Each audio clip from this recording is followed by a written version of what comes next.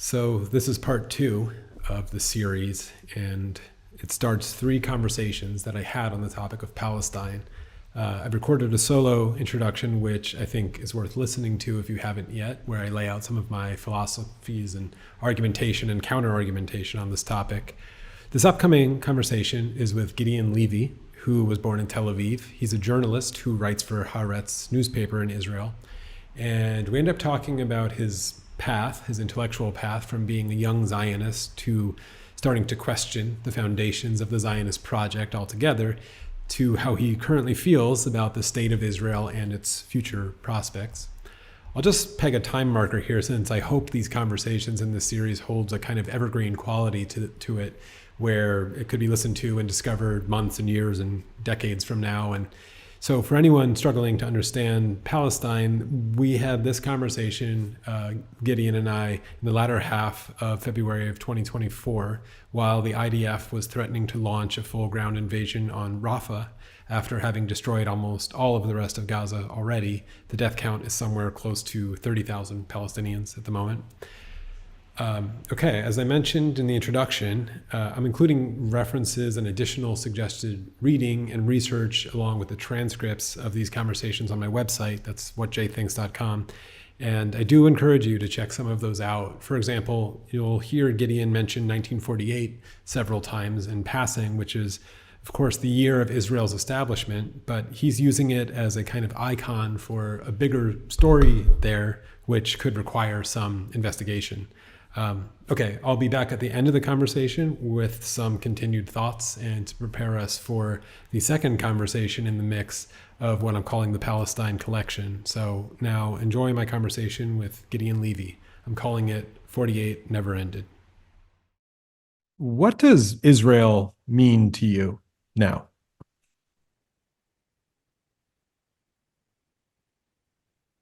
Means my homeland. It means the place that I belong to. It means my memories, my present, my friends, my culture, my parents, my children. And it means also a place which makes me many times feel very ashamed. Yeah. So can you tell me a bit about that? I mean, is it, what does Israel mean to you, sort of a hope of what it could become? And in the ways, how are you feeling at the moment of sort of that trajectory? That are you getting closer to it, even if it feels further away, or are you just kind of at a loss at the moment? I'm not anymore in a position that I think that it could have become something else. Because the beginning was very problematic. Yeah. The establishment of Israel was very problematic. The basis is very problematic. And therefore, whatever came after it cannot be healthy, because the basic ground was ill. You see, my father came here on an illegal boat, traveling half a year in the Mediterranean, detained in Beirut, Lebanon, 600 people on a small boat without food, without anything. He was not a Zionist. He was hardly an active Jew. He hardly knew anything about Judaism. He had his life in Europe, very promising life. He came here because there was no other place for him. And I think that it was a solution for the Jewish people. But the grounds should have been totally different. And Zionism, from the first day, came here not in order to live side by side with the Palestinians, but to take over. And that's the sin which we are paying the price until today, because Israel never changed its policy. What happened in 48 is happening ever since then. Yeah. I've been thinking more and more about this framing, which has been popular, and I subscribe to, of a settler colonial relationship. At least from the Palestinians' eyes, they didn't care who much was arriving on boats and taking their homes. it looked kind of the same to them, I suppose. But for someone like your father, I grew up in an American Jewish household with stories of exodus from Europe, although mine went across another ocean than your and maybe a little earlier. But I heard the same kind of stories, and I have sympathy for them, right? Of course, there was nowhere to go, and I've been thinking more and more about this notion of uh, Israelis sort of being swindled a bit by the Zionist project, which they had not themselves forged or signed up for. I don't know if you could speak a bit to that. I am interested in this conversation with you and really digging through what you just said and the history of sort of starting this project down the wrong road and never finding the right place to turn, and now maybe heading off a cliff. Yes, it took me, by the way, many years to realize all this, because Zionism is not perceived in Israel as an ideology. Zionism in Israel is perceived like a religion. Yeah. And it's not a question of agreeing to be a Zionist or not. If you belong to Israel, you must be a Zionist. There's no other alternative. Like being a communist in Soviet Russia. You have to adopt this ideology, which is not perceived, I say again, not perceived as an ideology at all. And there is no room for anyone who puts some doubts or questions about Zionism. So we were brought up with this, and most of us never asked any questions, and most of us will never ask any questions. And in this framework, it's very hard to change your skin, as we say in Hebrew, and all of a sudden to look at it from a different perspective. It is by far too painful for most of the Israelis, because what do you do with it then? Yeah. What do you? Yeah. Exactly. Yeah. So it's, you grow with a certain identity. Zionism is identity. And most of the people cannot change their identity. Yeah. And it's very hard to change your identity. In this case, it's also an identity with some moral judgment. You know that to help an old lady to cross the roads is perceived here as a Zionist act. To donate money for poor people is Zionism. I mean, anything positive is Zionism. It's not only about, it's about daily life. They say that what a Zionist act it is to help Ethiopian immigrants who came here and assist them. I mean, what does this have to do with Zionism? I mean, Zionism is the synonym here for being a good man, a good person. So how can you not be a good person? And when did you start to, you mentioned, it took you several years. What were the first cracks in your clinging to this identity? Was it certain books or things you saw? A very long process. Yeah. Which starts in me traveling to the occupied territories as a journalist in the late 80s. And I did it not with a certain purpose, quite incidentally. And then gradually realizing that the occupation defines Israel. And then gradually realizing that the occupation is there to stay. It's not temporary, as we were told. It's going to stay here, and Israel never had an intention to put an end to it. And then gradually you come to the conclusion that Zionism means Jewish supremacy. And then you say, no. With any kind of ethnic supremacy, I cannot be part of it. this really happened only in the last years. This conviction that Zionism, in the 70s, the UN voted about the definition of Zionism as racism, and we were so shocked. How dare they? And today I ask, how else can you define Zionism? Yeah.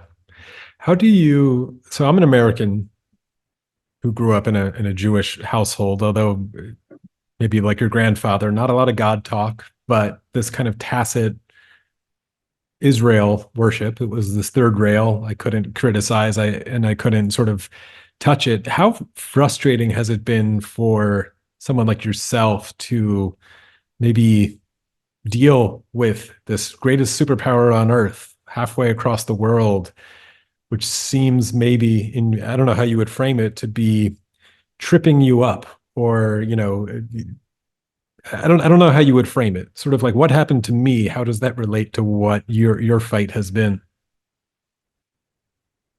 You have to elaborate on this because I'm not sure I got it. Who I is mean, this big power? the United States, the Okay. United States, and specifically the American Jew and their role in the participation of this Zionist project from afar. So here I will be personal. Hmm. When I was a little child, and in Tel Aviv, there was very little choice of clothes. I used to get packs of used clothes from the son of the best friend of my mother, who happens to be, by the way, the aunt of Benjamin Netanyahu. She used to send us, I remember the smell of those packs, going to the office, to the post office and getting those packs. I think I had the first blue jeans in Tel Aviv and the first American shirts and T-shirts.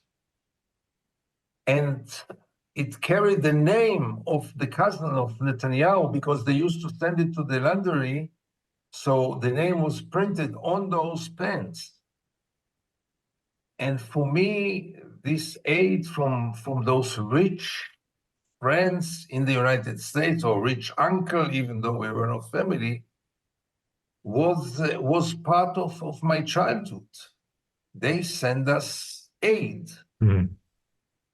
Then I started to meet them because they started to come to Israel. And this was really a meeting with a different world, because Tel Aviv in the 50s and the 60s was a wonderful place, but quite a poor place. And really meeting this resources. I remember first time going to the United States. This was in the year of 1970, with a group of young Israelis, high school students. We were singing and dancing all kinds of Israeli songs for the Jewish communities in the East Coast. And we were staying with them in their homes. And I remember also going the first time to the home of the uncle of Netanyahu at 7 Copper Beach Lane in Scarsdale, New York. I can still smell the smell of the private swimming pool. And all those things were for us something from a different planet. So in those years, America was a dream, an unachievable dream. And I didn't see anything political about it. It was just the big brother who helps the small, poor brother to survive. That's the way I perceived it then, without any criticism. And when we were among the Jewish communities dancing for them the horror, I felt that we are brothers and sisters. Obviously, I see it in a very different way today. Yeah, tell me about today and how that relationship has formed. So I'll just tell you, I bristle when people make this defense of Israel as, there's only a few Jews in the world and there's how many million Muslims. And I think what they're trying to do in that sort of comparison is show the vulnerability of Israel as this tiny nation amongst in a really bad neighborhood. And of course, there might be some truth to that, but that tiny nation in a bad neighborhood has the backing and seemingly, maybe it's ending, but unconditional blank check support of the most powerful military and country on earth. And so talk about now how you maybe see that dynamic with America and maybe American Jewry as well. I think America corrupted Israel. I think this so-called friendship is not a real friendship. It's more of a relationship between a drug addict and the dealer.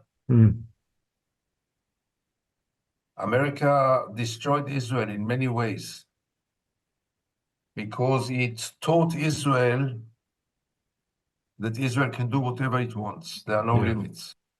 We have the big brother to guard us, automatically and blindly, by the way, in an unconditioned way. Israel is getting more money from the United States than any other state in the world. And you ask yourself, is really Israel the most needed place, the poorest place, the place who needs so much money? And you can't avoid it, that part of it is because of the Jewish community, not all of it. But the Jewish community is part of it. The Jewish community, the older generation, because now you know better than me, there is a huge shift which leaves me with a lot of hope. But the old generation totally identified himself with anything Israel is doing, again, blindly and automatically, not thinking about the consequences. And the consequences we see now. Because rightly so, many progressive Americans are asking a few questions. First of all, that's the best way to spend the taxpayers' money of the United States on this country who never listen to our advices, who ignore our advices, who humiliates our presidents one after the other? Is this really the interest of the United States?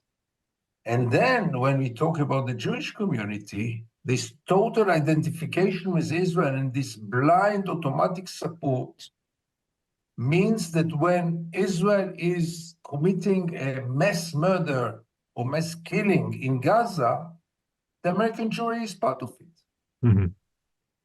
You can't run away from your responsibility to this.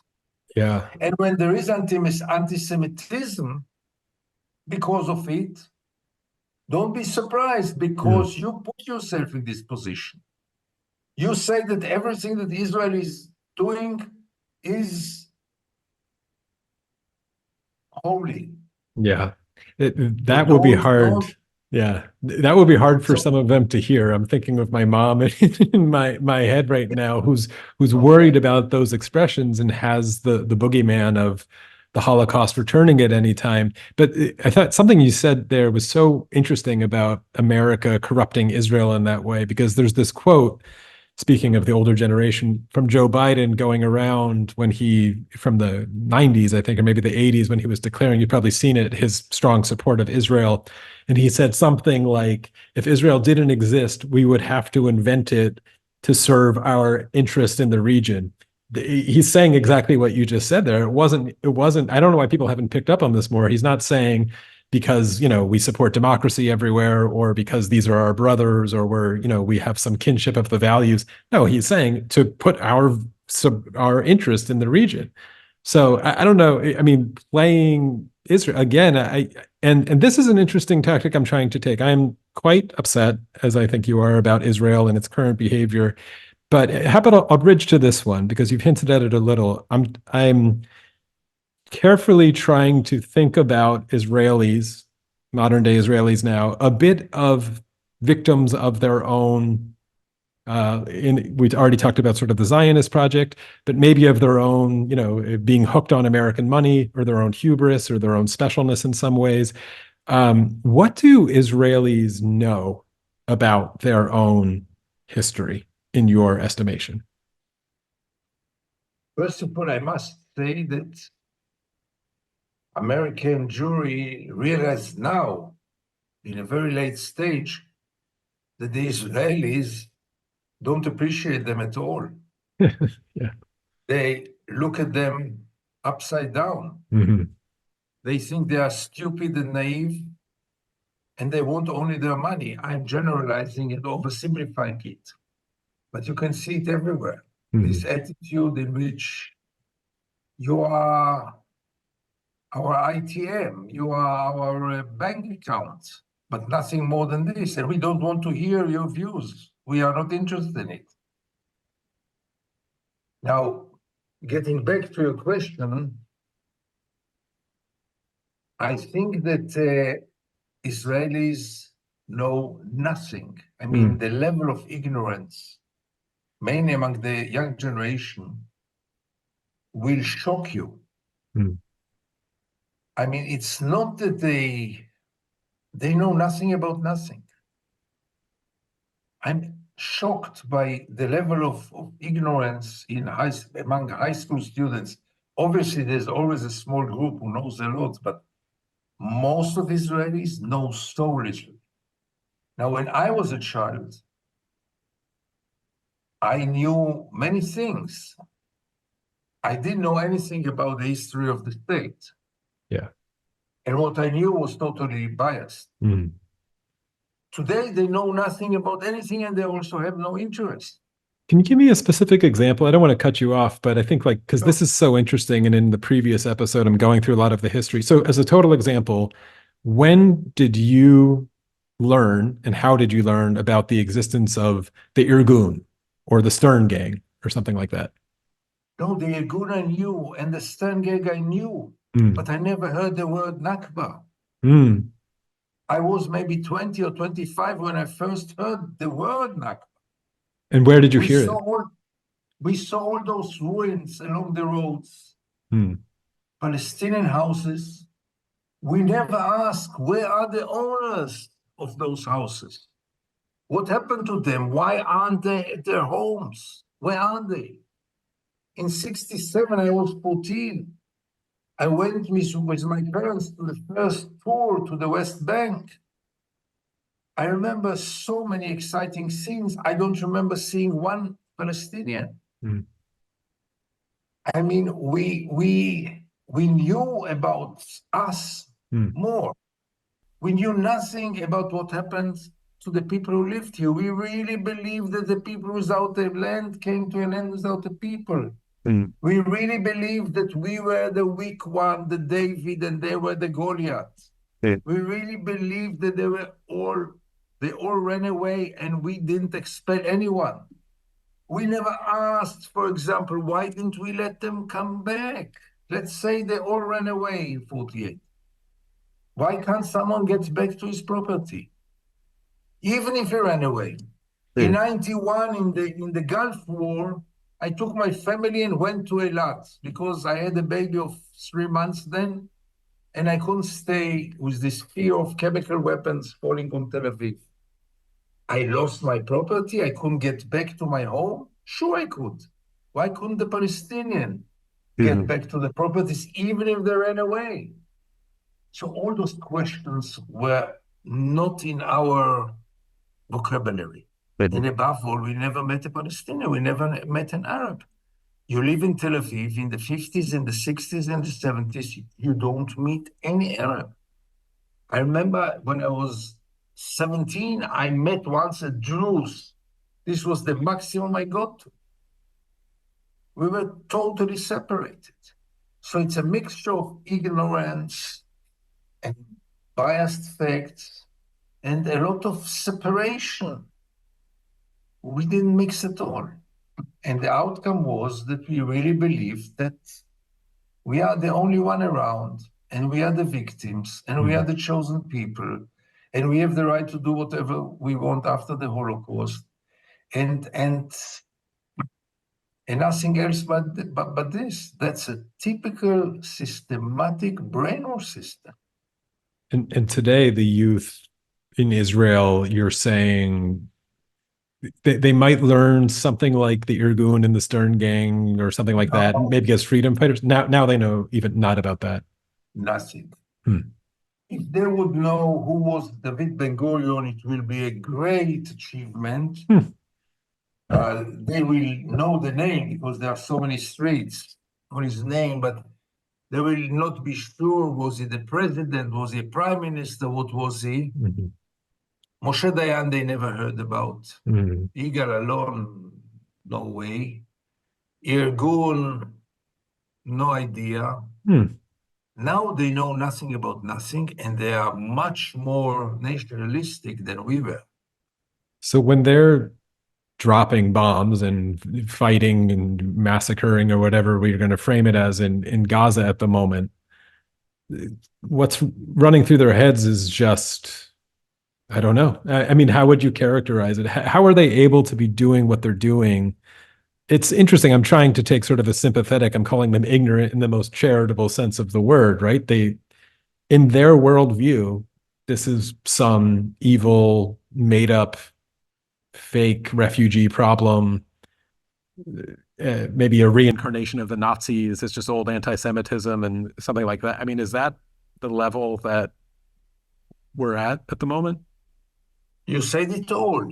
First of all, we don't have to guess because we have very concrete expressions. In this war, for example, unlikely other wars in Gaza, there are no soldiers refusing to serve. For sure, not publicly. I understand there were some who did it silently, but this is meaningless. In former wars, we had petitions of pilots and petitions of soldiers who said, we don't want to serve them. This time, nobody even dares to think about it. Secondly, you see the enthusiasm. You see the footage. You see the videos they are shooting. They are so proud about what they are doing. And that's an outcome of decades of dehumanizing the Palestinians. You say that they see the Nazis. I think it's even worse than this. They don't see them as human beings at all. And therefore, everything is allowed, nothing is forbidden. And you really see, obviously, the older they are, the more reluctant they are. But most of the soldiers are 18, 19-year-old guys, 20. They are really doing it with a lot of enthusiasm, like they do it for many years now in the West Bank. On a smaller scale. Yes. How do you square people who, so in my emails to you, I made a film with Sam Harris. I've been obviously very dismayed at his current sort of expressions on the topic, but I don't think they're rare. And so even people in my family who were always supportive of Israel always would make sure they would point to the settlements and say, oh, but I don't agree with the settlements. I wish those would stop. This is probably something you've heard a lot of, like, Israel has a right to exist. And, I think the problem's exaggerated, but those settlements, I do disagree with them. How do you respond to this kind of, I don't know, wanting to somehow separate that problem as if it is not linked to the entire situation? Or I don't want to put words in your mouth. I'm frustrated with it, clearly. How do you respond to it? First of all, you are rightly so frustrated about it. I can compare it to another phenomena which is more updated. It's all about Netanyahu. Right. Guy against Netanyahu. If we get rid of Netanyahu, everything will. And that's in a smaller scale because the settlements is a bigger problem than Netanyahu, because Netanyahu will, in a certain stage, disappear. The settlements will not. But it's in both cases the same focusing on a relatively minor phenomena that we can somehow handle while we justify the entire project. But the entire project is the problem, not the the settlements. And that's again a very late realization of mine. 5 years ago, I'm not sure I would have told you. Mhm. Today, I know the problem is 48, not 67. We have to face it. For many years, I thought that if we will just pull out from the occupied territories, everything will be great. No, not anymore. Maybe it was possible before. Mhm. Not anymore. Now it's all about 48. Yeah. And those who speak about, look, I'll give you a personal example again. I don't buy any products from the occupied territories, from the settlements. Mhm. Very good. I feel very good about myself. But you understand, I cannot live here and not buy Israeli products. Everything has borders. But I know it's very hypocritical. And if people from abroad ask me, I always tell them, don't make the separation between, because we are all settlers. Mhm. First of all, we all support the settlement project. But also Tel Aviv is a settlement. And I don't say by this that we have to now dismantle Israel and to send 10 million people or 7 million people, 7 million Jews back to Europe. This is impossible. But we have to realize that the problem is 48 because 48 never stopped. Mhm. And it seems that, I mean, to back it up even earlier than 48, I mean, the train seemingly had left the station on Zionism in Palestine proper. Let's not, maybe not 1897, certainly by 1917 in the Balfour Declaration. You had people like Hannah Arendt and Albert Einstein who were facing a real threat in Europe and interested, going to Zionist project conferences and whatnot. And very early on in the 30s, stepping away slowly, being like, this is already taken over by what they, in their words, were calling Nazi and fascist ideas. And so, again, I mean, I think that train left the station pretty late. I do have sympathy. A lot of people always point to the Jews who were expelled from Arab nations after 48 as being caught up in this thing. And yes, all caught up in a train that left the station before 1948. But I do get your point about 1948. And those settlements. Where would you, because you said something else interesting there, and I totally agree with your analysis there. Where did you, or would you now looking back on it, think that the window to hinting at, let's call it a two-state solution with West Bank and Gaza or something, when did that window close for you as being a feasible, facts on the ground possibility? First of all, now I realize that this window was never open. Yes, right. But interestingly, it happened after 2 visits to South Africa. I was twice there, once at Mandela's funeral, and before this as a guest of the South African Foreign Ministry. And something in those visits really taught me that we have to go for a one-state solution. Like South Africa went for a one-state solution. And with all the problems in South Africa, and there are many, South Africa basically today is much more a just place to live in than 25 years ago. And also that the unthinkable can happen, because I remember talking about the bloodbath, that all the whites will be slaughtered, and there's no chance for a democracy in South Africa. And very few whites were slaughtered, if at all. So somehow it was there when I realized that we have to stop illusion ourselves and cheating ourselves. Because I always felt that the two-state solution, there is something fake in it. Yeah. How will we solve the problem of the refugees in a two-state solution? How will we solve the problem that this Palestinian state will be a Bantustan? Because Israel wants it to be demilitarized. Why should it be demilitarized? Israel is demilitarized. Why should the Palestinian state be demilitarized? Who is going to protect them?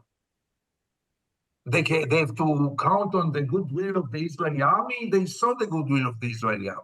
So all kind of questions. And then all of a sudden I realized it's all about the one state, which exists for 55 years now, and we just have to change its regime. It sounds very simple, but it's a very, very long way to go. Yeah, I think it's going to be a bumpy ride to get to it. What do you say about, and this is a tough one, because again, I don't know if you know the kind of people I've worked with, but they focus a lot on religious violence in particular. And the comparisons to South Africa, and always this overblown fear. I mean, it was the same argument that slave owners made, being like, we can't release the slaves because they'll kill us, because I know how hard I've been beating them. And it's almost always an overblown fear. But there's people in my intellectual orbit who always point towards Islam as being a particularly potent form of religious violence that might be a different variable in this equation. I don't know how you respond to that. It also, of course, ignores that there has been Jewish violence, but I want to hear your response to that fear and the analysis that something like jihad, or even if, Iran is supporting of it, they have their own networks that are a different animal than something like Black South Africans who've been discriminated against. First of all, even if it's true, it wasn't true 20 years ago. Mm-hmm. The Palestinians were the most secular Arab peoples, very secular. There were no Islamists. So, first of all, if we would have solved it 20 or 30 years ago, for sure this danger wouldn't appear at all. And still, I believe that the Palestinians are still more secular than all the other Arab countries. Yes, they go to mosques, but I don't see them as jihadists. But it is changing. I cannot ignore it. It is changing. And for Israel, it was enough the attack on the 7th of October to prove it. Yeah. Even though, you can ask yourself, one attack, as barbaric as it was, created so much hatred. How much hatred should create 50 years or 100 years of brutality?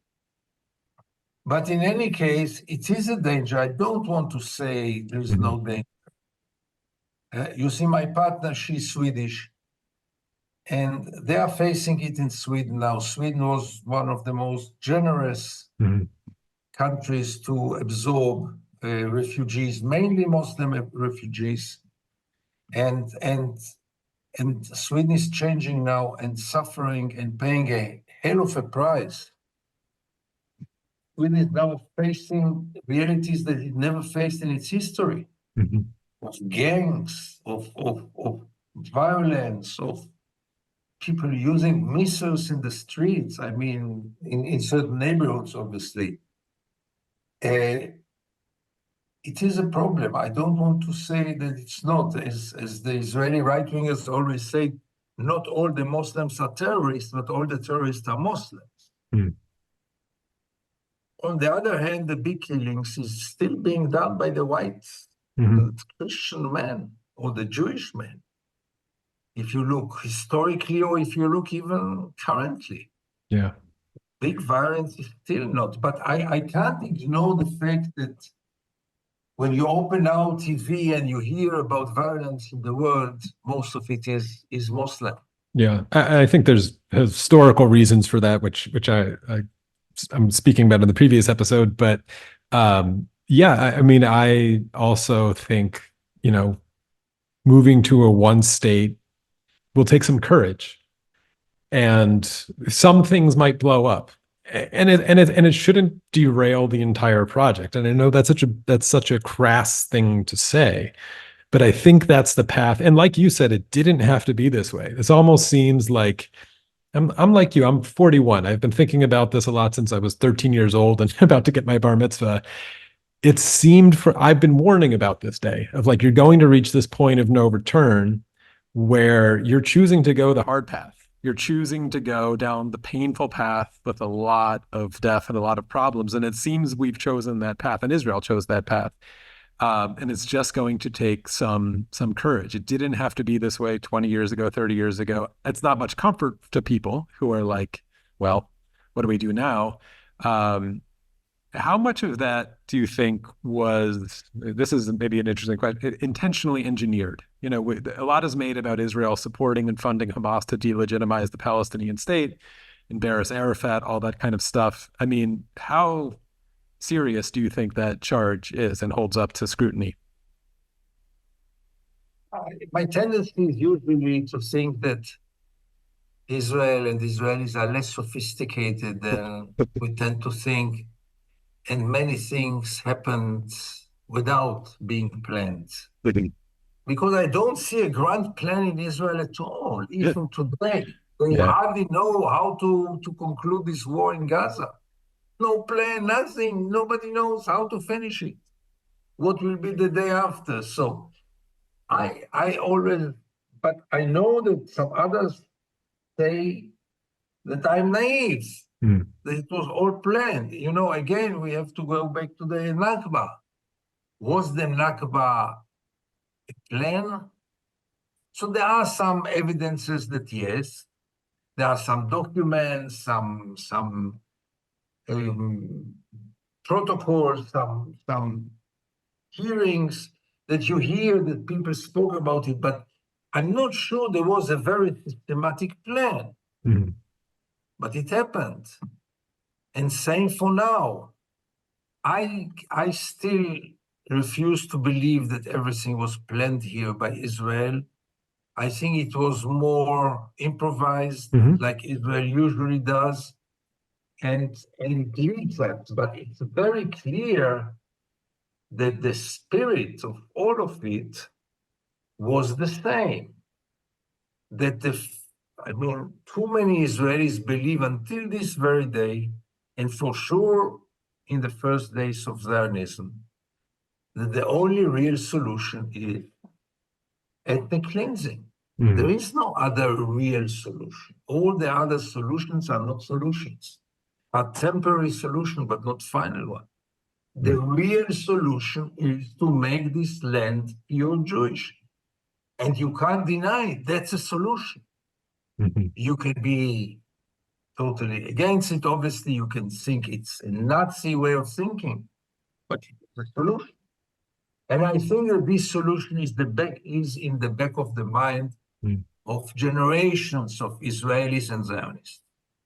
Even though they knew that it's not possible, or at least not possible for the time being. But they were all waiting, and still they are.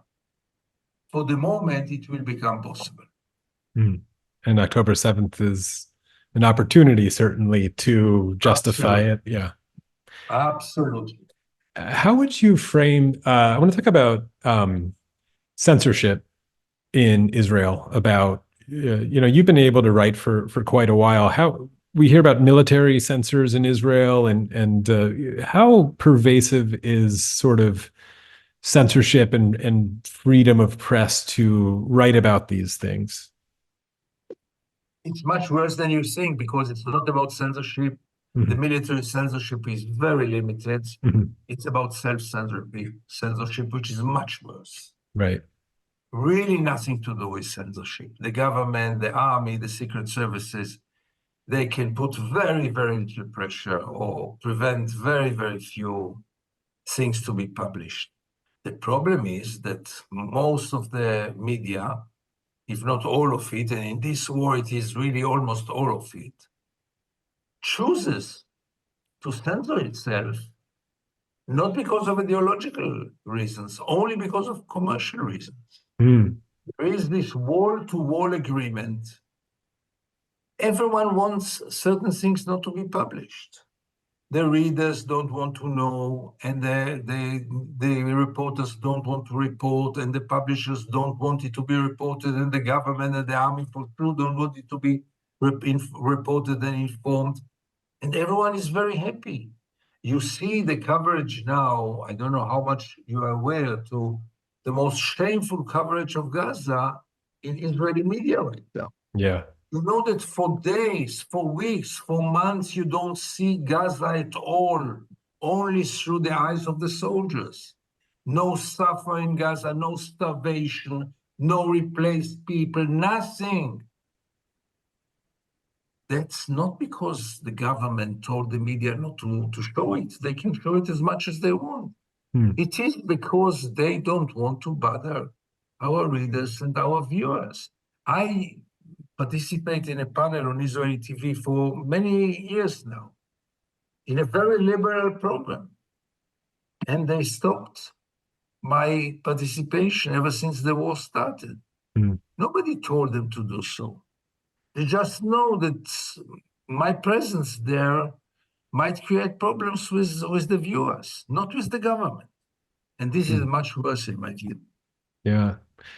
I mean, what would happen if somebody, in America, there's some coverage. I live in Spain at the moment now, so I get what I get here. But the LA Times just a couple of days ago put out a story about children showing up in a hospital in Gaza with sniper bullets in their head in succession. A pretty awful story, obviously, but a piece of really telling evidence of some pretty untoward behavior and targeted intentional killing of children.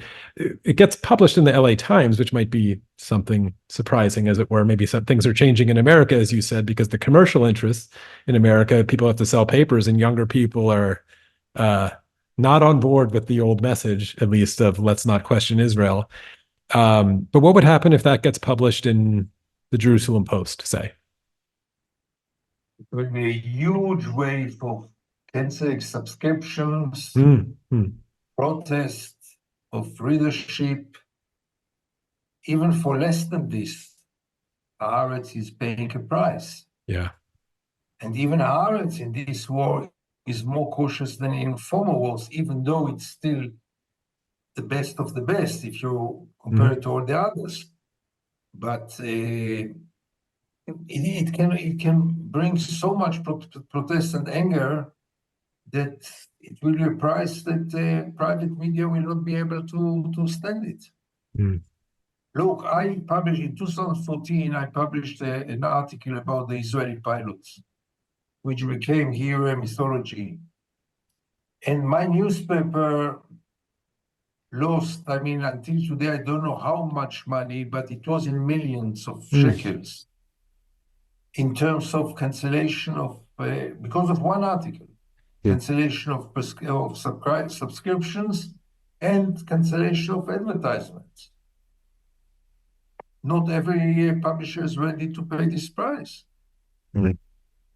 Give me I won't keep you too much longer. I know you're generous with your precious time, but can you give me your predictions, how you see this? Give me like the 1 year and then the 10-year kind of way this is playing out.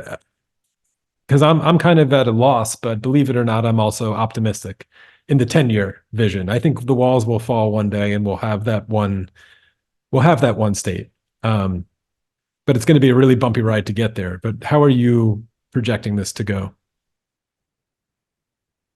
I really don't know. And not only I don't know, I cannot portray one optimistic scenario. I don't know from where to take it. Who will make it happening? The world, who is very indifferent and many times blind and has little interest, and I'm afraid the interest will just decrease. The Israelis will wake up one morning and say, no, this is not nice what we are doing, let's change. No way.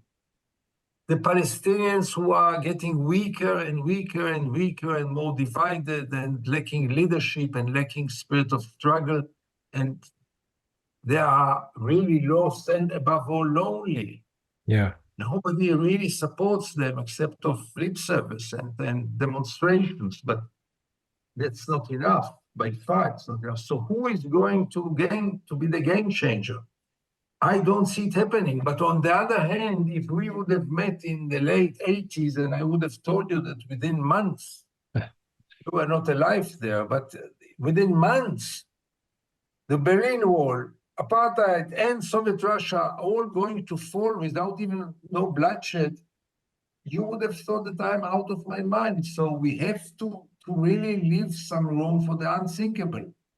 But in thinkable terms, I cannot see any hope. Do you think well, I was alive. I was born in 82, but I don't remember much of it. But Okay. but do you think the things are changing in America for sure, which is something we mentioned early in this conversation about the analogy to, a drug dealer. Maybe that's where I'm drawing some of my optimism that this can't, I don't know how that changes the game if the blank check stops. I think unfortunate Trump or Biden won't change anything. Trump might make a bigger blank check, as it were. But this, I'm on board with the projection that this is likely the last Democratic candidate ever to be unconditionally supportive of Israel. And I think that's an interesting change. I don't know Israel has never existed as a place without this security blanket, as it were. Maybe that's where I'm drawing some optimism that it out of necessity of survival has to change a bit. I don't know if there's a moral awakening there, but maybe that's where I'm drawing some of this necessity. The Palestinian people may be weaker, but I think they have a resolve that, why give up now? They've stuck it out so long. So, I mean, I don't know how you think if you play out that scenario, let's say Trump wins and for 4 years, it's probably pretty awful with a bigger blank check, and Saudi Arabia will likely normalize relations because it's all about money. But then things really shift in American stance or American leadership in the world generally. Does that get us closer to optimism? I don't know. Maybe I'm fishing here. No. That's the only source of hope. Yeah. The only source of hope is with the shift in America, Mhm. both, by the way, in the Jewish community and in the general community. It includes also the Jewish community. Yeah. That's the only source of hope. But for me, it is too slow. Yeah. Because I had my expectation already when Barack Obama was elected. And I thought, here it comes. Yeah. Really had great hopes. Here it comes. His heart was in the right place. He's going to do it. And 20 years later, and we are in the same place, or even in a worse place. So I hope this will happen, sure. But it will not be in my lifetime anymore. Yeah. Because it will look, also America, we always say that it changes its directions always very, very slow. Yeah. It takes years, if not decades, to change this huge carrier, to change its direction. But that's the main source of my hope, because if the United States will change, Europe will be the first one to follow. They just wait for it. I don't know why they're living in such fear from the United States, and they are following whatever the United States is doing blindly. But once America will change, the EU will change immediately. They are just looking for the opportunity because they really had enough from Israel. But they don't dare to do something against the American policy. I'll give you one last one that maybe is food for thought of, if I gave you a time machine and you could go back and change something in this entire trajectory, you could go back to 1897 and tell them, hey, maybe the Uganda plan is the one to go for here, or what would you have done to prevent the situation that we're in? I mean, I'm trying to draw some sort of hope out of the situation we're in, but it's difficult. So what would you have changed about this entire endeavor? I didn't think about it, but maybe I would have prevented Hitler. And then I wouldn't be here. And most of the Israelis wouldn't have been here. If it's not Hitler, there's no state of Israel. And if it's not a state of Israel, there is maybe a problem in Europe with the Jews, but in much smaller scale. And maybe we would have overcome this problem. I would have been now a German-speaking European with very little knowledge about my Jewish origins, because I'm secular and my parents were secular. And I think I would have had quite a nice life. Second option is to replace Ben Gurion and to start the whole thing in a different way, because I think it could have started differently. Yeah, can you finish on that note? Because I think history is so crucial to this. 48, tell me about Ben Gurion and who we could have had. Look, in the 20s already, because we spoke before, when did it start? In the 20s, Yeah. they are speaking about conquering the labor market. In other words, pushing the Palestinians from their jobs. They spoke about it openly. It was almost a value. Kibush ha'avodah, the conquering of labor. Hebrew labor, avodah ivrit. This was the beginning. Much before the territory, they started to push the Palestinians from their jobs and replace them.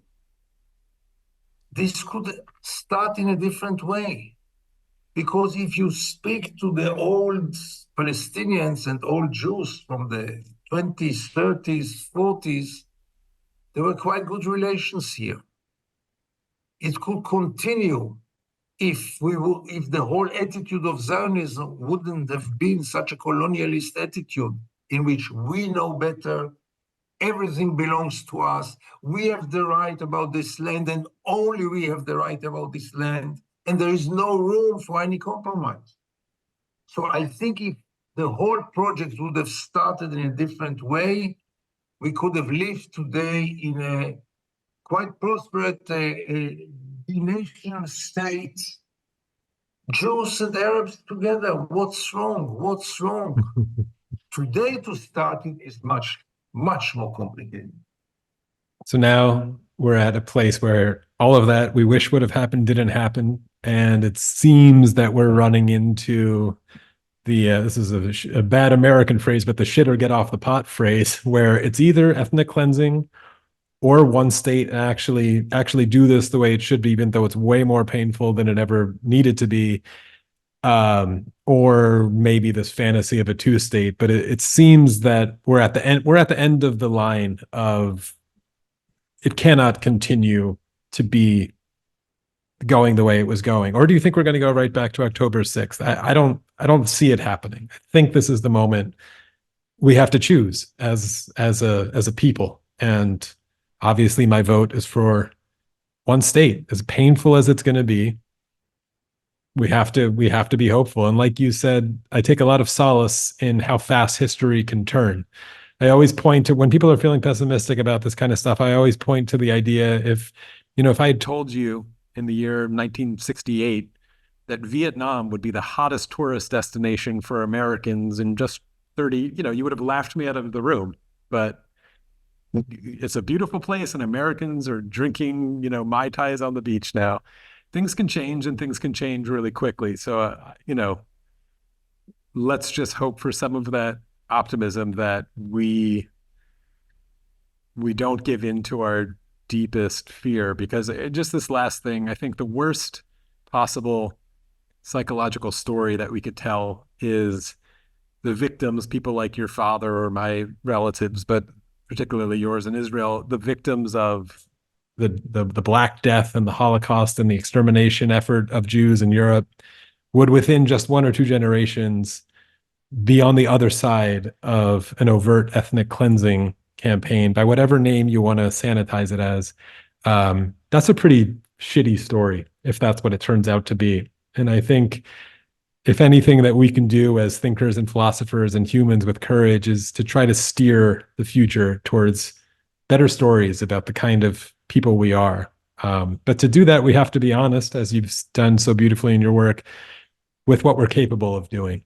And even Jews, even Westerners, even whites are capable of these things. And I think that's something we're going to have to reckon with about ourselves and about history. But maybe I'm more optimistic than you. I'm a bit younger than you, so maybe I'll live to see it. But I hope I do. And I obviously hope you do too, because your work is courageous and important. And keep the fire alive as much as you can. I hugely appreciate your time. Like I said, you're probably one of the most sought after people on earth at the moment, but try to find some more reservoirs of energy and keep writing and keep witnessing and keep up the good work. So thank you, Gideon. Thank you so much for having me. And for me, it was really a very unique experience to talk with you.